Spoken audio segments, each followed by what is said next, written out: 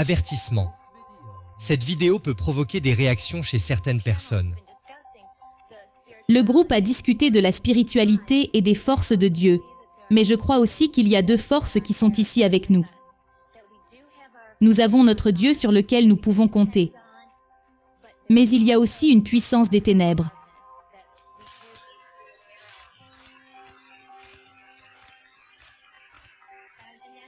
Croyez-vous que vous pouvez choisir entre l'une ou l'autre de ces forces? Très certainement, absolument. Marianne Williams dit dans son livre Return to Love que nous marchons toujours dans la direction de l'un ou de l'autre. Toutes nos actions dans la vie vont dans le sens de l'obscurité ou de la lumière. C'est ce qu'elle appelle la peur et l'amour. Il y a un livre merveilleux intitulé Ishmael de Daniel Quinn qui parle de l'un des points qu'il met en évidence. L'une des erreurs commises par les êtres humains est de croire qu'il n'y a qu'un seul chemin de vie. Et que nous n'acceptons pas qu'il existe diverses façons d'être dans le monde, qu'il y a des millions de façons d'être un être humain. Comment pouvons-nous plaire à Dieu? Et il y a plusieurs façons, plusieurs chemins vers ce que vous appelez Dieu. Et son chemin peut être autre chose, et quand elle y arrivera, elle l'appellera peut-être la lumière. Mais son amour, sa gentillesse et sa générosité, s'il l'amène au même point que vous, peu importe qu'elle l'ait appelé Dieu, en cours de route ou non. Je pense que le danger qui pourrait en résulter, cela semble très bien à première vue, mais si vous regardez vraiment les deux côtés, ce n'est pas possible qu'il n'y ait qu'un seul chemin. Qu'en est-il de Jésus? Qu'en est-il de Jésus? Et vous dites qu'il n'y a pas qu'une seule voie. Il y a un chemin et un seul, et c'est par Jésus. C'est impossible avec tous ces millions de personnes dans le monde. Ce n'est pas possible. Parce que vous l'intellectualisez et vous dites qu'il n'y en a pas. Si vous ne croyez pas cela, vous êtes tous en train d'accepter le mensonge. Pensez-vous que si vous êtes quelque part sur la planète et que vous n'entendez jamais le nom de Jésus, mais vous vivez avec un cœur aimant, vous vivez comme Jésus l'aurait voulu, vous vivez dans le même but, que Jésus est venu sur la planète pour nous enseigner à tous, mais vous êtes dans une partie reculée de la terre, vous ne pourrez pas aller au ciel, pensez-vous? Les Écritures en parlent aussi. Des gens en ont parlé. Dieu connaît le cœur. Est-ce que Dieu se soucie de votre cœur? Ou est-ce que Dieu se soucie de savoir si vous appelez son fils Jésus? Jésus ne peut pas revenir tant que cet évangile n'est pas prêché aux quatre coins de la terre. Alors, vous ne comprenez pas. Je ne peux pas entrer dans une discussion religieuse avec vous. Ce n'est pas de la religion. Avant de partager avec vous ce rare extrait où Oprah Winfrey admet ouvertement pourquoi elle a rejeté son éducation chrétienne, premièrement, je dois d'abord dire ceci. Il n'y a sous le ciel aucun autre nom donné aux hommes par lequel nous puissions être sauvés, si ce n'est le nom du Seigneur Jésus-Christ. En réalité, il n'y a que 3 choses que tout être humain dans ce monde doit savoir, et c'est ceci. Jésus-Christ est le chemin, la vérité et la vie. Pourquoi est-il le chemin? Parce que de tous les chefs religieux de ce monde, de tous les présidents et de tous les premiers ministres, de tous les gourous, de tout ce que ce monde peut cracher, il n'y a qu'un seul qui ait vécu sans péché, c'est le Christ seul. C'est du Créateur de l'univers dont il s'agit. De ce Dieu immense, enveloppé dans une peau, de chair et d'os. C'est celui qui est né d'une vierge, qui est venu au monde, dans une petite ville appelée Bethléem, non pas dans un palais de Rome, mais dans une mangeoire. C'est celui qui a passé sa vie à travailler la pierre et le bois, sans jamais aller à l'encontre des lois de Dieu. C'est celui qui ne s'est pas lié d'amitié avec des célébrités et des stars du sport, mais avec des gens ordinaires comme vous et moi. C'est celui dont on a dit que les gens du peuple l'écoutaient avec plaisir. Jamais un homme n'a parlé comme cet homme, disait-on de lui. C'est celui qui, oh oui, était Dieu, Dieu incarné, Dieu si puissant. Et pourtant il avait un côté si doux. On dit qu'il a regardé la foule et qu'il a eu compassion d'elle parce qu'elle était comme des brebis sans berger. Il était celui qui prenait du temps pour les pauvres, les estropiés, les solitaires, les boiteux. C'est lui qui s'est tenu près du tombeau de son ami Lazare, et ces 2 mots puissants, Jésus pleura. C'était un Dieu qui avait un cœur doux et tendre. C'est celui qui n'a pas couru après l'argent ou la gloire, non. Il a fait en sorte de devenir pauvre pour nous. C'est celui qui a prêché à partir d'un bateau emprunté. C'est lui qui est entré à Jérusalem sur le dos d'un âne. Il a même été enterré dans un tombeau emprunté. Un jour, alors qu'il voulait illustrer un propos, il dit « Est-ce que l'un d'entre vous pourrait me prêter une pièce ?» Il ne pouvait pas simplement mettre la main dans sa poche et en sortir une pièce. Il était la lumière du monde, mais les ténèbres ont essayé d'éteindre cette lumière. Ils l'ont cloué à la croix, une cruelle croix romaine. Et pourtant, la Bible nous dit que dans le cœur de Dieu, avant la fondation du monde, il y avait un agneau qui avait été immolé. Et cet agneau sans tache et sans péché, c'était le Seigneur Jésus-Christ. Parce que chacun d'entre vous, qui peut entendre ma voix en ce moment, est un pécheur. Nous parlons sur le dos des gens, nous sommes tous des commères, nous avons tous été envieux et menteurs. Il n'y a plus personne qui puisse dire qu'il est pur. Il n'y a personne qui cherche Dieu par lui-même. Personne n'est saint. Chacun d'entre nous peut chanter avec Frank Sinatra. Je l'ai fait à ma façon. Et nous méritons tous la condamnation, la mort et l'enfer. Et pourtant, Dieu dans son amour a envoyé son Fils unique pour qu'il soit pendu et meure sur une croix, afin que vous et moi puissions être pardonnés. Et c'est pourquoi personne ne peut dire que je peux venir au Père par mon propre chemin.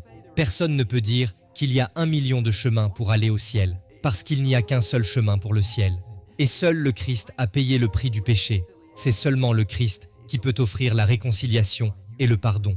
C'est pourquoi il est très sage de placer ta confiance en celui qui est mort sur la croix, qui a été enseveli, qui est ressuscité le 3e jour, qui est maintenant assis dans les lieux très hauts, qui est monté au ciel à la droite de Dieu, et qui reviendra un jour pour juger les vivants et les morts. Que ferez-vous de ce message que vous venez d'entendre?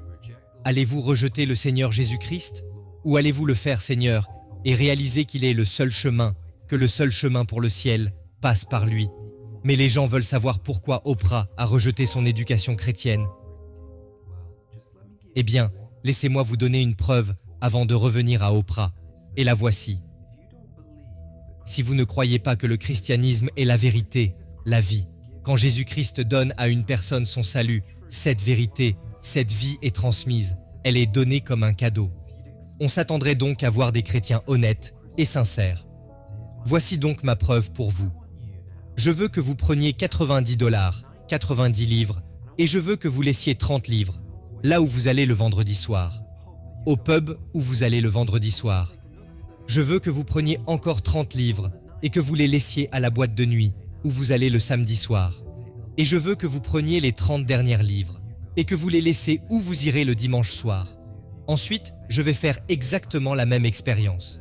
Je vais laisser mes 30 livres là où je vais le vendredi, le samedi et le dimanche soir. Lundi matin, qui aura le plus d'argent?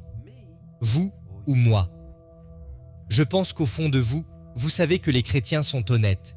Et oui, vous pouvez dire tout ce que vous voulez, que les chrétiens sont des imposteurs, que les chrétiens sont des hypocrites. Mais joindriez-vous le geste à la parole? Préférez-vous perdre 100 livres lors d'une réunion de prière ou 100 livres dans une boîte de nuit?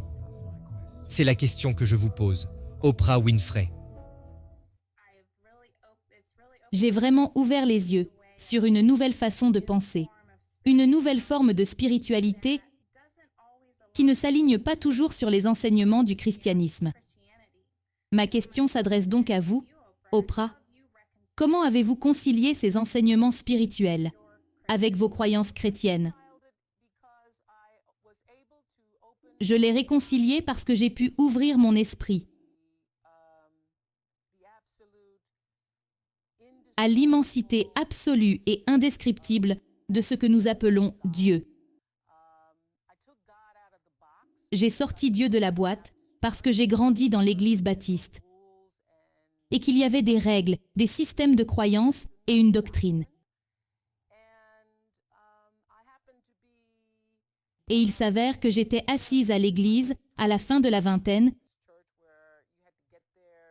Je fréquentais une église où il fallait arriver à 8 heures du matin, un pasteur très charismatique, et tout le monde était à fond dans le sermon. Et ce grand pasteur prêchait sur la grandeur de Dieu son omniscience et son omniprésence, et sur le fait que Dieu est tout. Puis il a dit, « Le Seigneur ton Dieu est un Dieu jaloux. » Et j'étais prise dans le ravissement de ce moment jusqu'à ce qu'il dise « jaloux ». Et quelque chose m'a frappée. Je devais avoir 27 ou 28 ans. J'ai pensé que Dieu est tout. Dieu est omniprésent. Dieu est tout. Et Dieu est aussi jaloux? Dieu est jaloux de moi? Et quelque chose dans tout cela n'allait pas dans mon esprit. Parce que je crois que Dieu est amour et qu'il est en toutes choses. C'est alors que la recherche de quelque chose de plus que la doctrine a commencé à s'éveiller en moi. Oprah, je sais que vous êtes l'une des femmes les plus célèbres du monde, et je ne m'attends donc pas à ce que ce message vous parvienne. Mais si, par la grâce du Seigneur, il y a la moindre chance qu'il vous parvienne, je dois vous dire ceci. Dieu n'est pas jaloux de vous. La Bible dit en fait, elle nous dit la vérité sur qui vous et moi sommes vraiment. La Bible nous qualifie de poussière et de cendre. Parfois, elle dit que nous sommes des vers. Alors pourquoi ce Dieu immense, incommensurable et puissant serait-il jaloux de la poussière et des cendres, des vers comme vous et moi? Il ne l'est pas. Quand l'Écriture dit que le Seigneur ton Dieu est un Dieu jaloux, cela signifie, Oprah, que bien que nous soyons de la poussière et des cendres, bien que nous ne soyons rien, Dieu est jaloux de notre amour. Dieu veut que nous fléchissions le genou et que nous l'adorions, non pas parce qu'il a besoin de notre adoration. Dieu est heureux en lui-même. Il est satisfait à tout moment. Mais il veut que nous l'adorions, parce qu'il sait que rien ne peut satisfaire l'âme humaine plus que lui. Et dans sa bonté, c'est pour cela qu'il nous a créés, pour que nous puissions jouir de lui, de son émerveillement et de sa beauté.